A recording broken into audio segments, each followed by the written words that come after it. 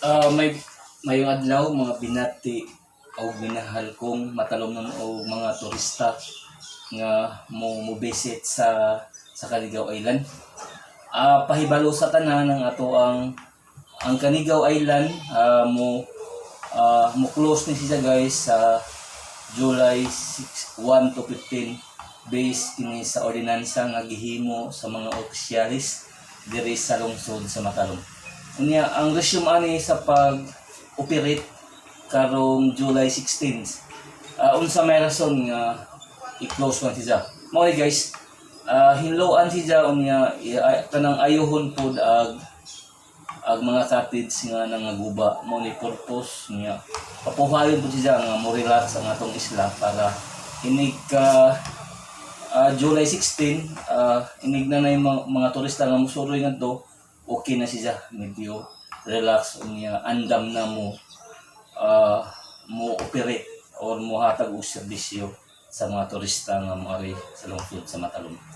Balikon ko, I hope nga musabot mo sa ato ang kuan nga mo relax mo ang ato nya balikon ko pahibalo sa tanan nga ang ato ang Canigao Island diri sa lungsod sa Matalom mo close July 1 to 15. Unsa may rason nga i-close na siya guys aron mahinluan niya ang mga guba nga cottage o mga CR i-kuan siya murag i-repair or i-remodel ang ato ang mga cottage nito niya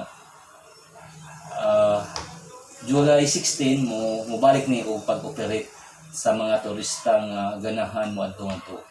Once again, I hope nga musabot mo sa among country sa Matalom nga kuan. At least makahibaw mo guys niya na may mga amigo nga moari atong istoryahan aron di sila masayang ilang oras ba. I hope nga musabot ang mga turista nga kuan sa ato ang pag-close sa Canigao Island. Once again, thank you and God bless kanatong tanan sa mga taga-Matalom o mga turista nga ganahan mo visit diri sa Matalom Tourist Destination. Balikon ko ang Canigao Island mag-close kini January 1 to 15 nya mo resume og operate karong July 16, 2022. I hope nga musabot mo. Once again, thank you and God bless kanatong